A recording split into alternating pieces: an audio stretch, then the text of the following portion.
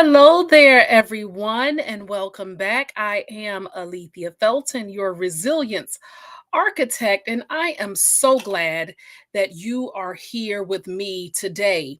Now, let's have a conversation, a true, authentic, real, honest conversation about something that even the most successful leaders, both men and women, who are experienced, who may even be newer in leadership but have excelled, rarely talk about openly.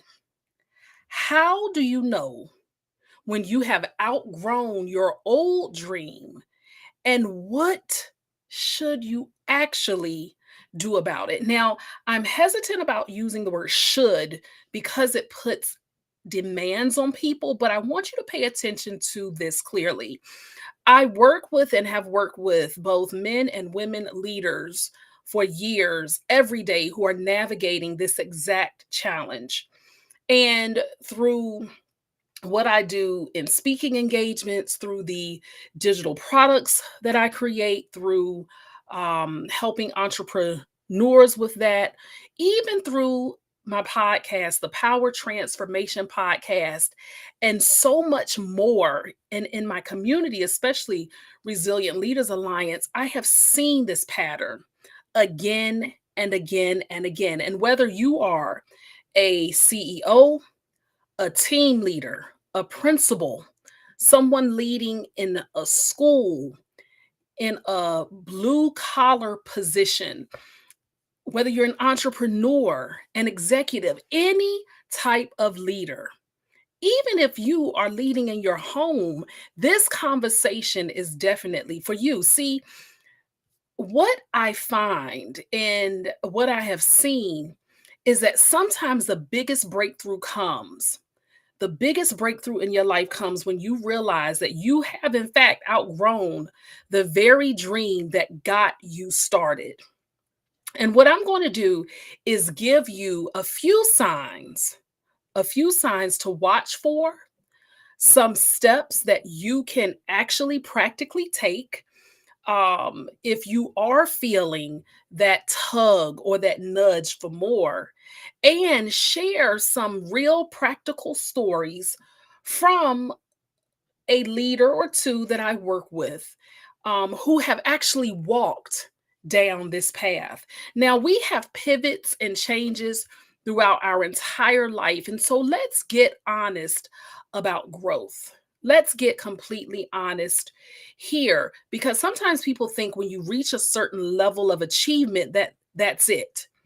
And you may have already reached major goals, checked every box that you desire on your vision board, built your business, earned the awards and the accolades in your field, made the income and the money, and even inspired others along the way. Because what good is leadership if you aren't pouring into others? People may even look at your LinkedIn profile or other social media pages or articles about your accomplishments and think that you've made it. But deep down, you might notice that what used to fire you up, what used to make you passionate, now feels like routine. You wake up, you go through your morning routine, you go through the motions, you execute superbly and brilliantly. That spark seems like it's there, but actually, that excitement, that real spark, that sense of purpose that used to pull you out of bed, I mean, just make you eager, perhaps it's dimmed, or maybe it has disappeared entirely.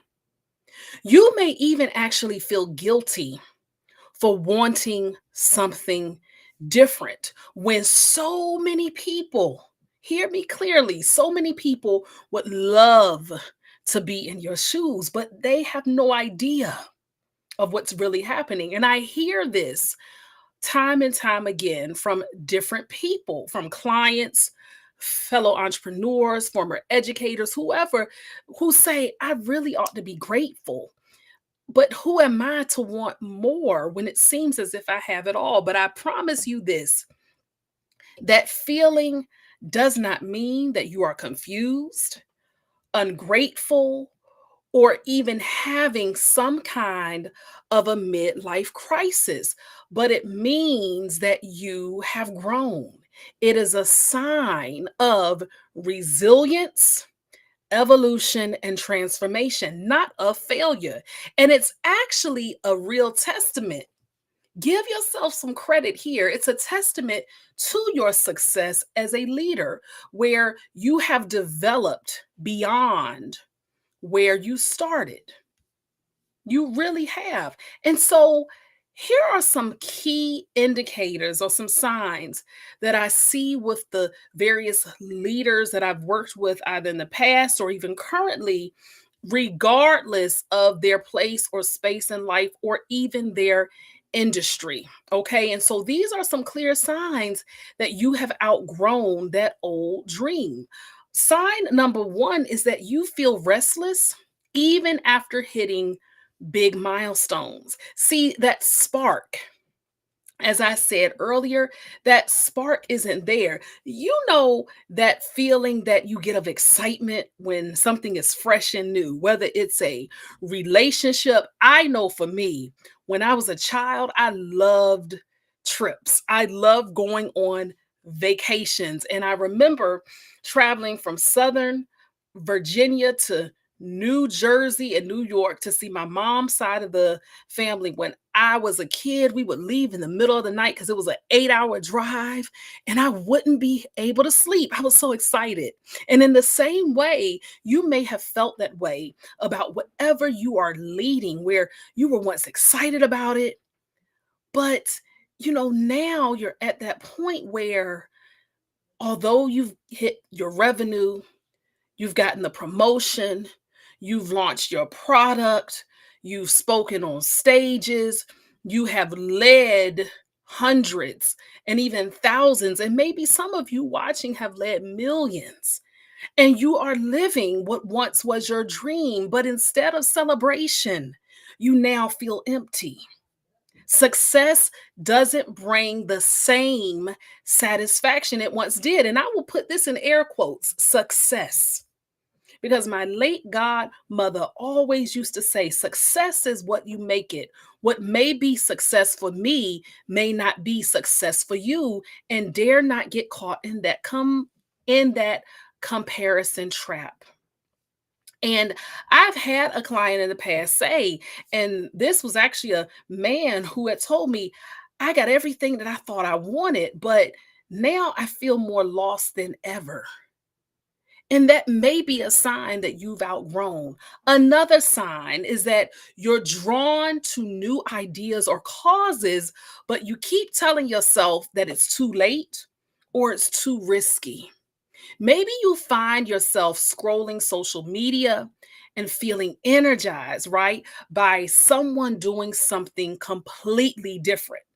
It could be something that you've seen where you're like, now that is ingenious. Wow. Or you catch yourself daydreaming about making a radical move, pivoting, starting a new mission, having a different overall effect on those you serve, or just changing up altogether. But then your logical and rational mind kicks in and you begin to talk yourself out of it and say, I'm too established for this, or this would be absolutely bananas. Be and it's because it's totally different from who I'm known to be, or I can't start over now. What would others think? And you would think that the most successful leaders avoid having these thoughts. And while we work through them and navigate them, we are still human. And sometimes we do think about what others would think, even those in our closest circle. It may not be outsiders, but it could be those in your very household that if you said you were doing this radical pivot, they would look at you as if you have lost your entire mind. Another sign of that outgrowth is that you notice that your values or your priorities have changed. And what matters most to you today isn't what mattered when you began or started this journey. And that's okay. Maybe you used to be driven purely by profit, growth, awards, accolades, but now you're thinking about what is my legacy and my overall influence to others? Or perhaps you used to thrive on the hustle, just that hustle and that flow and that grind and that keeping at it. But now you value that balance and the meaning. See, I can think of a story where I know someone who really was on that pivot move in a sense of, okay, when I leave this profession, do I do something totally different, even if it makes no sense to anyone else? Because I'm known in this area and my values are here, but I have these other dreams and ideas. And you know who that person was, y'all? It was me. That's what I did. It's okay to reinvent your life and to reinvent yourself. And so many people do it time and time again. I've done it in my 40s. I've done it in my 40s. And I've know people who have done it in their 60s, done it in their 30s, done it in their 80s. I'm not kidding you. As long as you have breath, you have the opportunity to reinvent your life in any area that you've outgrown. And it doesn't make you better than anyone else. It's just that you've chosen a radical move and a pivot because you know that there's still something for you to do and lives to change. Another sign that you have outgrown this current place and space you're in is that the work feels heavier and not lighter. The work feels heavier and not lighter. Now, I'm going to share this story, but let me say that I work with all types of people, but I am a Christian by faith. But I want to use this story as an example with something that my pastor, Keith Battle in Maryland, said years ago. It was about how a donkey carries a load, okay? And there's a scripture that talks about the yoke, YOKE, and the burden, BURDEN. These are tangible things. And he was talking about how, Jesus says, my yoke is easy and my burden is light. And what it's pretty much saying is that, are we carrying our load? Or are we carrying the load of someone else? Because when we begin to make these pivots and these shifts and these changes in life, we can actually be holding on to something that no longer fits the version of who we are. And that's when we must know that we have to let it go. Because if you are carrying a burden or a sack or something heavy on you that is not intended for you in this season and time of your life, you will stall out and not go anywhere. And so, in order to shift and to pivot that, you must lighten it. And you could be putting in the effort, maybe even putting more effort than before, but it feels as if you're dragging yourself forward instead of being pulled by vision and purpose.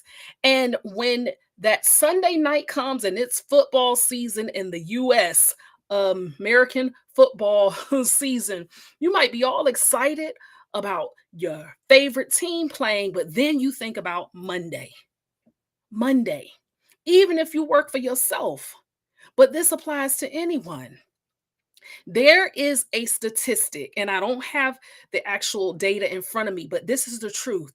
Did you know that most heart attacks happen Monday morning during rush hour? I want you to sit on that. And the correlation is that it is because it is thought that people are thinking about work and what they have to do, and the stress gets to them. And so Monday mornings require For some of us, more coffee and more willpower, and that the work that used to actually excite you and energize you now drains you. And the last way that you know that you have outgrown a particular season in your life, you find yourself, whether you want to admit it or not, envying or being jealous of other people's journeys and success. Uh-oh, maybe your foot hurts because I think I stepped on some toes. Okay, let's be honest here. You may not be a jealous person, but I'm telling you that that's a sign that you have outgrown this place and space in your life, is because you see someone else starting fresh or new. You may see someone younger, and let's not badmouth people who are younger than us. We need those people in their 20s who are fresh with ideas. We really do, because guess what? We used to be that younger era too, and that younger generation, and we needed people cheering us on and believing in us.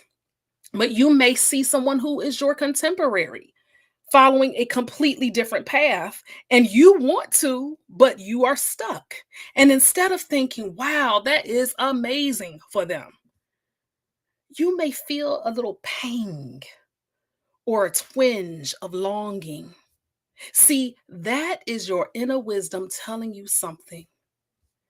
And so, what then do you do when you recognize yourself if you're nodding along to any of these signs? This is what you do. Give yourself permission to grow, because this is foundational, and it's where I start with every leader that I work with. And I give more practical steps, but one that I will give here is to let go of the guilt of wanting more. Let go of the guilt of wanting more, because outgrowing your old dream isn't a betrayal of your past, but it's honoring the person that you've become.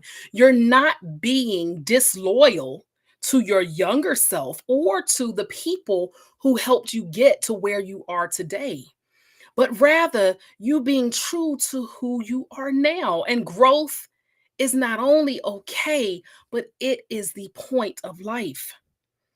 Another step is reflect and get honest, carve out time and dedicated space to really sit with yourself and ask yourself the hard questions in terms of, what do you want now? Okay. Um, and I had to do this even in my own journey of resiliency and transformation and reinvention.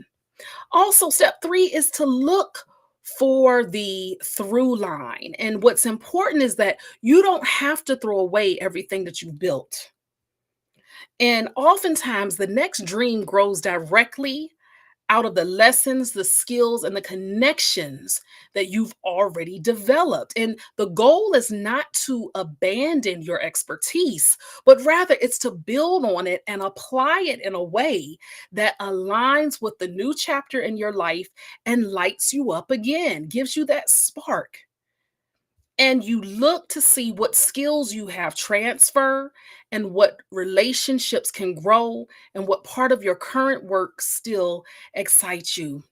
Step four, test and experiment before you leap. You do want to plan it, okay? You don't want to overhaul and uproot your entire life overnight. In fact, it took me a good year and a half to 2 years before I transitioned fully into this space that I'm in now. And I'm still growing daily. Although behind the scenes, I had been working on it for years.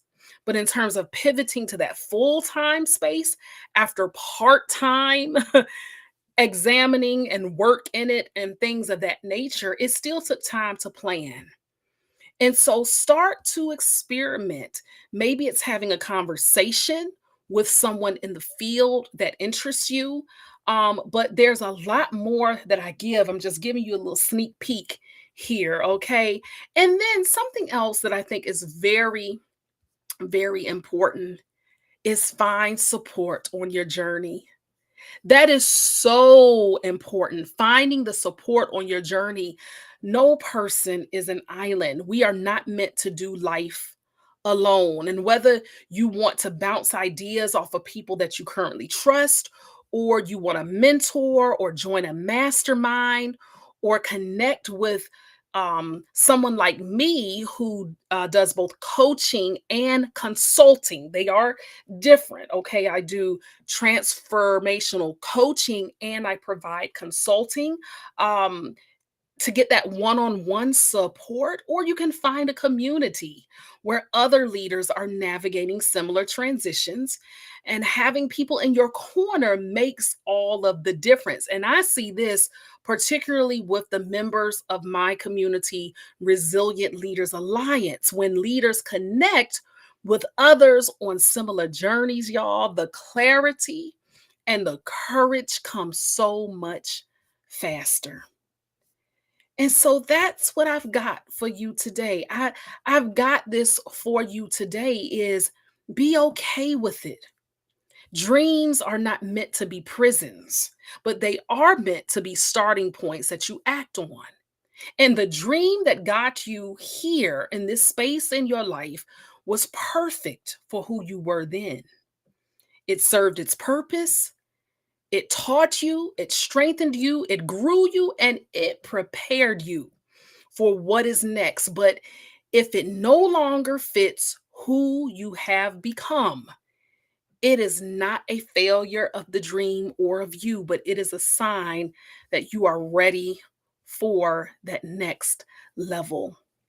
And if you are ready for that next level, I invite you to connect with me so that I can help you in that next level of where to navigate, where to go, where to grow and shift.